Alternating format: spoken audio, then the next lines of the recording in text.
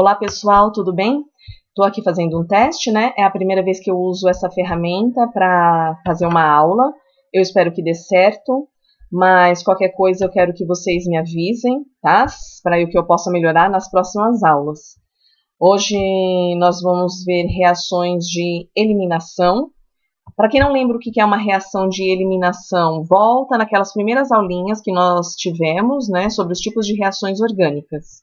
As reações de eliminação também nós temos a E1 e a E2, e nós vamos ver as duas hoje, tá?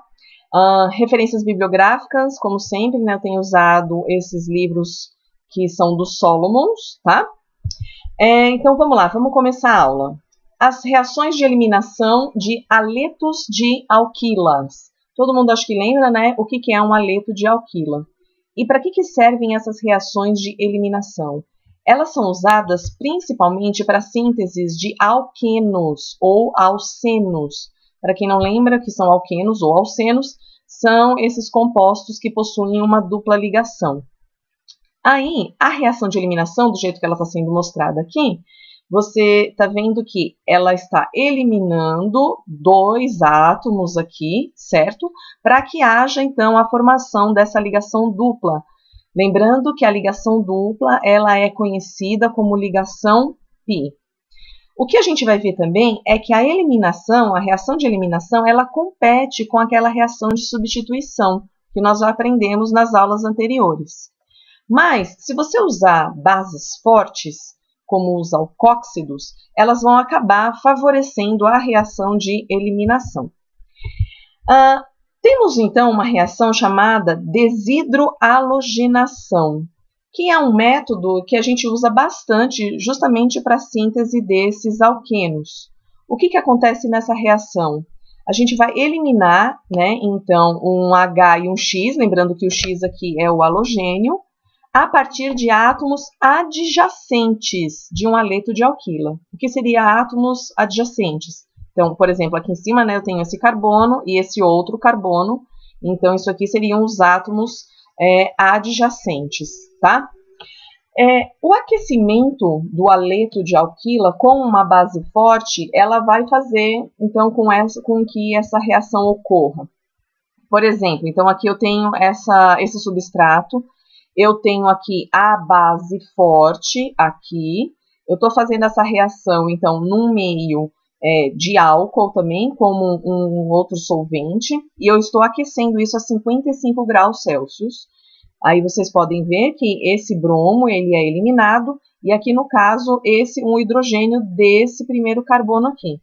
Saem os dois, e aí você tem a formação da ligação dupla, e com a saída, obviamente, aqui do bromo, tá? Aqui também, só mais um exemplo, mostrando também que elimino esse bromo na presença de base forte, sai um hidrogênio também, e aí eu tenho a formação de uma ligação dupla. Então aqui, né, seria uma reação geral, global. Eu vou chamar o seguinte, né? Nós temos esse carbono aqui, onde que está ligado o aleto, o halogênio, eu vou chamar ele de carbono alfa, tá? E esse outro carbono aqui, onde você tem esse hidrogênio, eu vou chamar ele de carbono beta.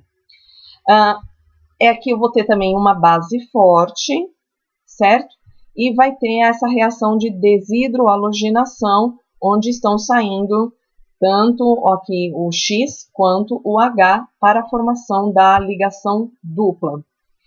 Nessas reações aqui de eliminação, assim como nas reações de SN1 e SN2, que nós já vimos, também existe um grupo abandonador e uma base de Lewis que vai atacar. Tá? Lembrando que então aqui a base de Lewis ela vai ter sempre um par de elétrons para atacar em algum lugar do substrato.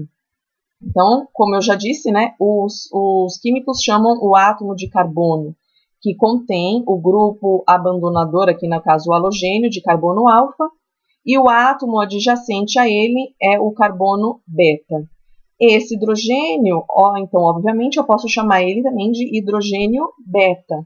Então, vocês podem encontrar em alguns livros que essas reações também são chamadas de eliminações beta ou eliminações 1, 2, por causa da numeração dos carbonos. Quais são, então, as bases que a gente pode usar nessas reações de desidrohalogenação? Bom, bases fortes, né, que elas são usadas para esse processo.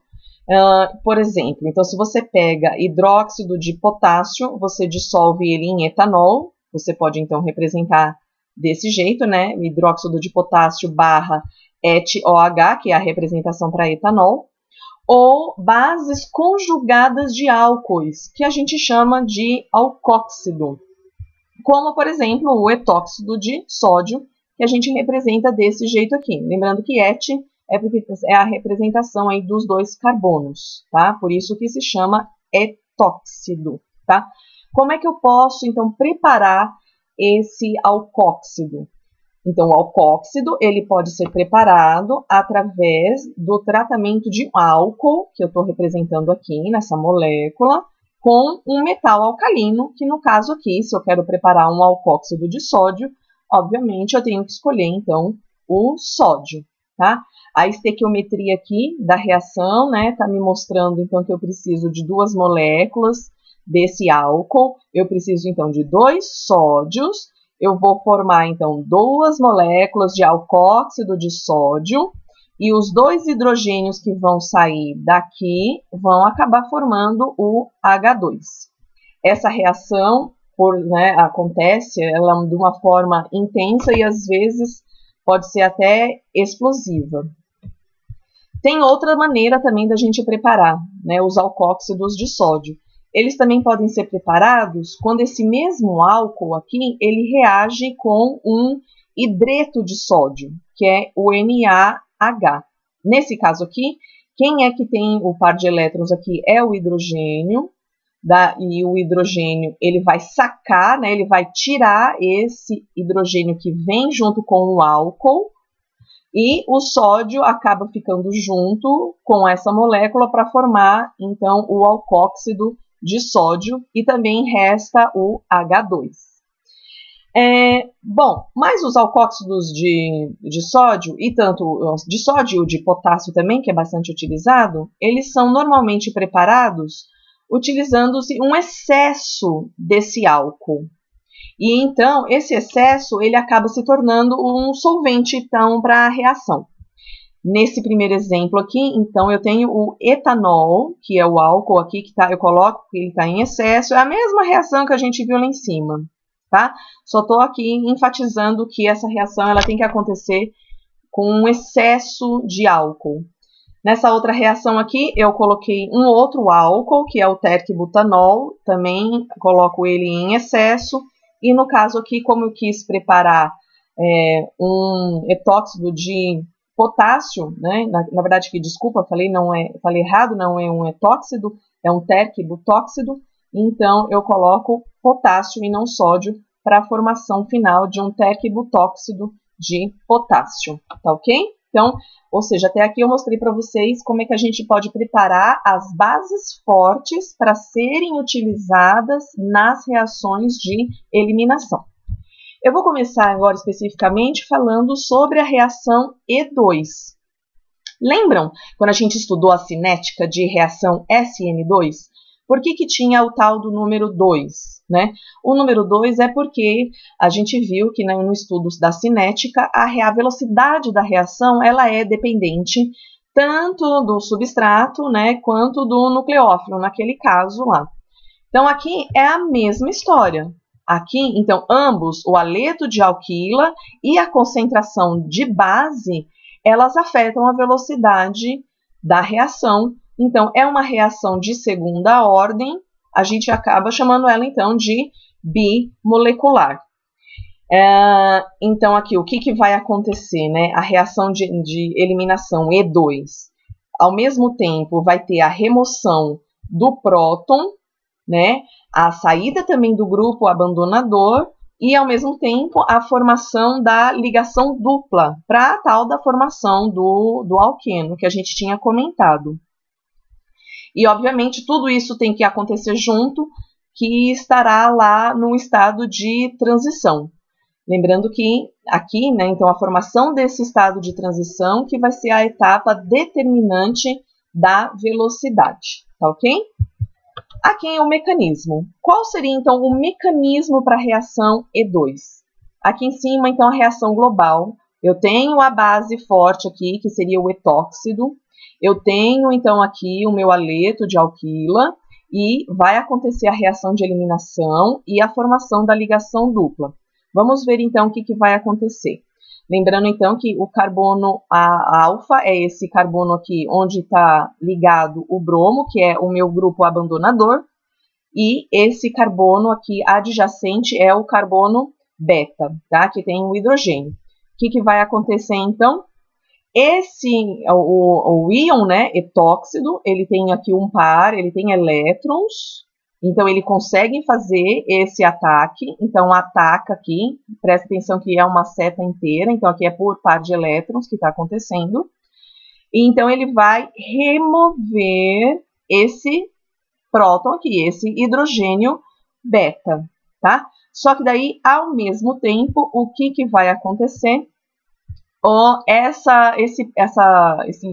Esses elétrons aqui, eles vão vir para a ligação entre os dois carbonos para a formação da ligação π. E também, ao mesmo tempo, o que vai acontecer? O bromo vai levar com ele o par de elétrons dessa ligação aqui, para sair com o grupo abandonador.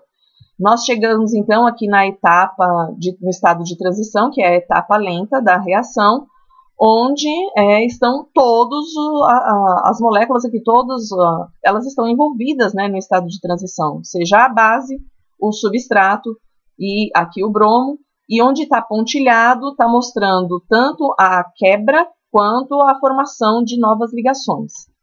Daí, por fim, nós temos a formação do alqueno, do alceno, tanto faz. Nós ficamos aqui, então, com um álcool, né? E também o brometo que sai levando o par de elétrons. Aqui embaixo, só para a gente também constatar esse gráfico de energia, que aí vocês também já conhecem, né? Mostrando o ΔG. Ele só tem uma curva só, né? Digamos aqui, né? Porque como ela acontece, ela é bimolecular, só tem um estado de transição, ela é uma única etapa, e aqui mostra então o ΔG para essa única etapa lenta, tá ok?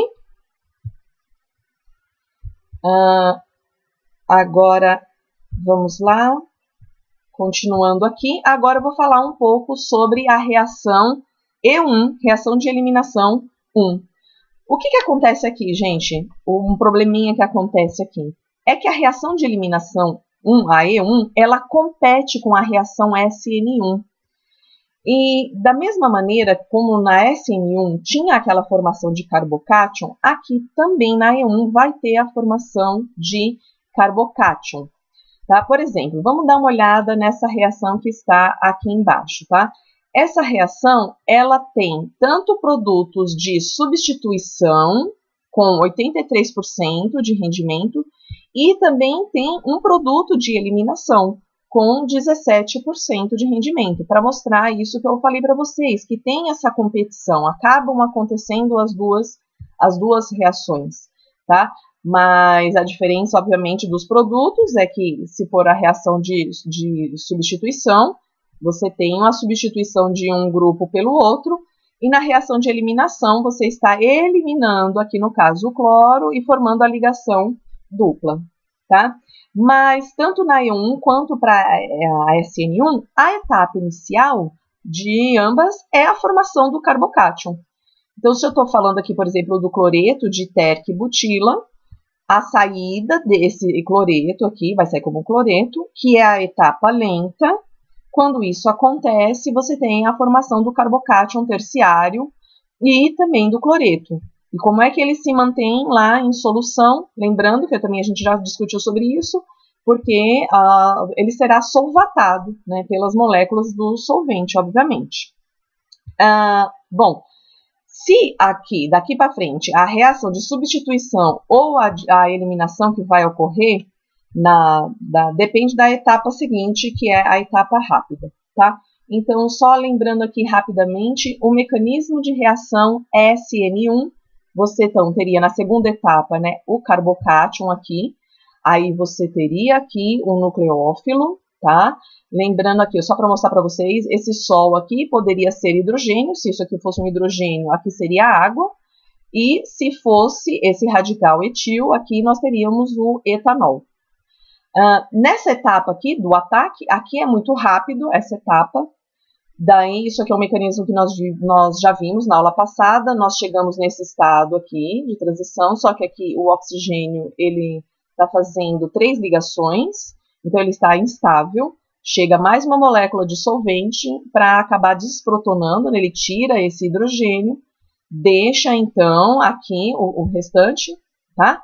E uma outra molécula aqui, tá bom? Se aqui, por exemplo, for o hidrogênio, nós vamos ter então o hidrônio, tá? Para quem não lembra disso daqui, é só voltar na aula passada sobre reação SN1. Bom, agora vamos lá. Aqui seria então a reação de E1, a eliminação. Na reação de eliminação, repare então que o ataque aqui já não é lá em cima do carbono, que nem na reação de cima SN1. E sim, o par de elétrons aqui, ele vai acabar atacando o hidrogênio do carbono, né, do carbono beta, tá? O hidrogênio beta. Então, ataca esse hidrogênio, daí essa ligação, ela acaba vindo para cá, certo? Então, o hidrogênio aqui foi retirado e teve a formação da ligação dupla, terminando assim uma reação de eliminação. Então, aqui só uma informação que as reações de eliminação E1 quase sempre acompanham as reações SN1. Vamos ver melhor, então, agora o mecanismo de reação. Então, aqui seria a reação global e ela vai ser usada aqui a água como exemplo, tá? Então, aqui, nós pegamos, então, o substrato, eu pego um solvente polar para ajudar também nesse processo. Esse cloro, ele sai levando com ele o par de elétrons.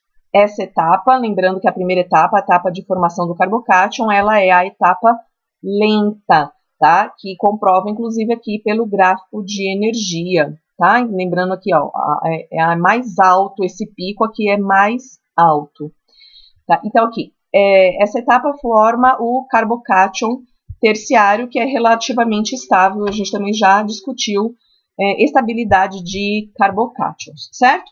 Então, agora vamos para a segunda etapa. Na segunda etapa, nós temos agora aqui a molécula de água, ela vai atacar quem? Então, lembrando que daí não é o ataque direto no carbono, aqui como se fosse a SN1, não. Aqui a gente vai atacar o hidrogênio. A molécula de água remove esse hidrogênio do carbono beta. Aí, ao mesmo tempo, esse par de elétrons aqui, ele se aproxima para formar a ligação dupla. A molécula de água que removeu um hidrogênio, agora ela forma um hidrônio, e o que sobrou, e aqui sobra então o alqueno, tá? E essa segunda etapa, como ela é uma etapa mais rápida, o pico aqui ele é menor, mostrando o ΔG menor também.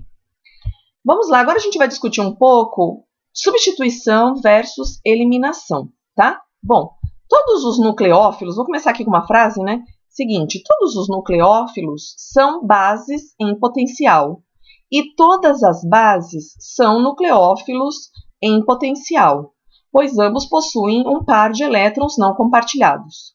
Essa frase aqui, eu só quero que vocês tenham em mente que, quando eu estou falando então de nucleófilo, eu estou querendo me referir à molécula que eu estou usando na reação de substituição. E quando eu estou usando a palavra base, eu estou me referindo à substância que eu estou usando na reação de eliminação, tá?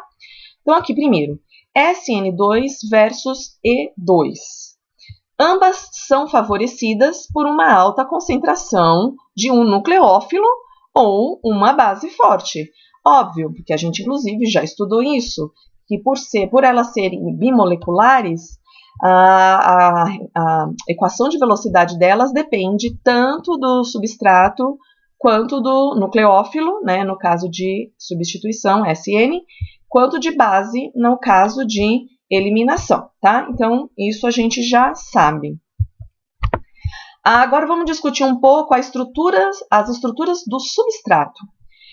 Bom, se eu tiver um substrato primário, quando o substrato é um aleto primário, que nem nesse caso aqui, e a base é forte, que nem no caso aqui que a gente está usando um etóxido de sódio, e ela não sofre impedimento, né?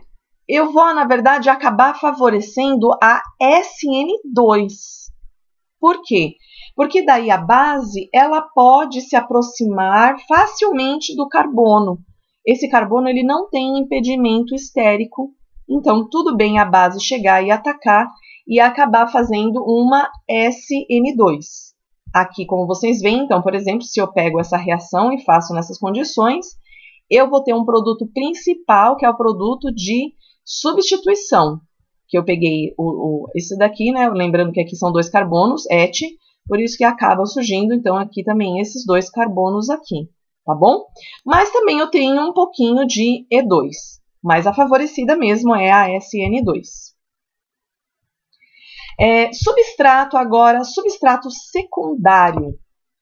Com os aletos secundários, no entanto, uma base forte ela vai favorecer a eliminação, porque o impedimento estérico no substrato torna tá? Substrato agora terciário. Com os aletos terciários, o impedimento estérico nesse substrato ele é muito grande, como a gente já viu.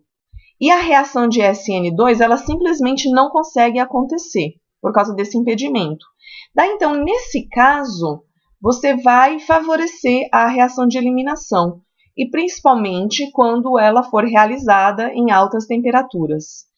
Se acontecer alguma reação de substituição, ou seja, se no final você detectar algum outro subproduto, com certeza essa reação aconteceu pelo mecanismo de SN1, tá bom? Então, aqui só um exemplo, eu tenho um produto, aqui eu tenho, desculpa, num produto eu tenho um substrato, primeiro uma reação sem aquecimento, você está usando uma base forte aqui também, que é o etóxido. O produto principal de reação é a eliminação, pelo fato disso aqui ser um substrato terciário. Aí eles detectaram um subproduto, tal, mas com certeza isso daqui veio de um mecanismo SN1 e não um mecanismo SN2.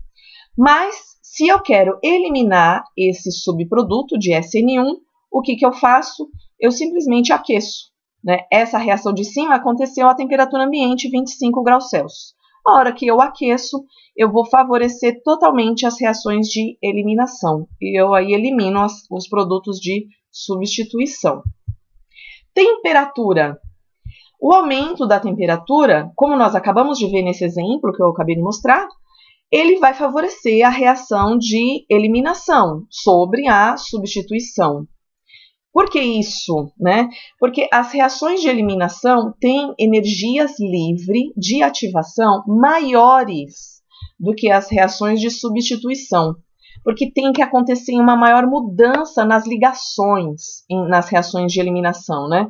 Você tem formação de ligação dupla, você tem que quebrar 2 ligações, tá? Então, é por causa disso. O tamanho da base ou do nucleófilo, nós temos que bases volumosas, que são estericamente impedidas, vão favorecer a reação de eliminação, pois elas não podem se aproximar diretamente do carbono para tentar fazer uma reação de substituição. Nós já discutimos bastante isso também na semana passada, tá? Então, aqui, né, nós temos aqui, por exemplo, o terquibutóxido, ela é uma base muito volumosa. E aí, para que eu uso ela? Para eu poder favorecer a reação de eliminação, tá? Porque, por exemplo, pega aqui a comparação dessas 2 reações aqui embaixo. É o mesmo substrato, tá? É o mesmo substrato. Aqui eu usei o etóxido de sódio. E aqui embaixo, eu usei justamente esse terquibutóxido. Quando eu uso essa base que não é muito impedida, você tem bastante produto de substituição, SN2. Agora, quando eu uso o terquibutóxido, que ele é maior, então vai favorecer muito mais as reações de eliminação, tá ok? Agora, para terminar, SN1 versus E1. Bom, o que acontece aqui? As duas, elas têm a formação de um intermediário comum, que é o carbocátion, certo? Então, concorda comigo que os dois tipos vão responder de modo semelhante aos fatores que vão afetar essas reatividades. O que a gente vê é que geralmente é muito difícil influenciar a separação entre os produtos SN1 e E1, porque a energia livre de ativação para qualquer reação que vai avançar a partir do carbocátion, uma vez que ele já esteja formado, daí é muito pequeno. Na maioria das reações unimoleculares, o que a gente percebe também é que a reação SN1 ela é favorecida sobre a reação E1, principalmente se você estiver a baixas temperaturas, tá? Mas, no entanto, né, as reações de substituição de aletos terciários não encontram grande uso como métodos de síntese. Isso aqui eu estou com essa informação mais para quem trabalha em síntese de compostos orgânicos, a gente percebe isso. Como nós já vimos, o aumento da temperatura vai favorecer a reação, já foi explicado o motivo, tá? E se um produto de eliminação é desejado a partir de um substrato terciário, é mais conveniente então você usar uma base forte e acabar forçando o mecanismo E2, porque o mecanismo E1 compete muito com o mecanismo SN1. Ela no geral, tá? Um sumário de tudo o que foi falado. Eu peço, né, para que vocês então deem uma analisada nessa tabela. Toda ela, então, aliás, aqui a gente tem que pegar também o conhecimento da aula de SN1 e SN2, tá ok? Para terminar, eu deixo aqui para vocês esses exercícios, certo? Na verdade, e daí quando eu mandar o material para vocês, vou mandar também as respostas, mas eu gostaria muito que vocês tentassem fazer, primeiramente, esses exercícios, tá ok? Bom, muito obrigada pela atenção e até a próxima.